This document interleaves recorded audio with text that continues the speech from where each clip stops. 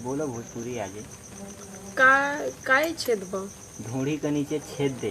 काय के छेद दी? समान हो हमार। हाँ साली हो ना। तो ऐसे नहीं थोड़े ना होई। हाँ तो कैसे होई? वैसे ना होई ना। हाँ पूरा पूरी होई।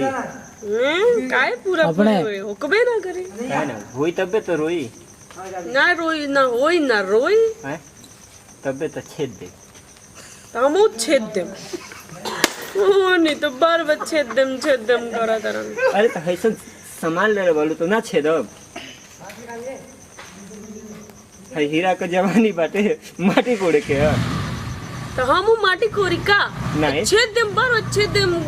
हाँ, क्या बोला छेद देम के क्या बोला? ढोड़ी के नीचे छेद दे। खोद देम। खोद देम। हाँ ढोड़ी के नीचे खोद दे। तो हम खोद देम। कहाँ?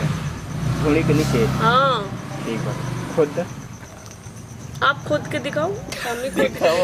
हे भगवान। दिखाओ।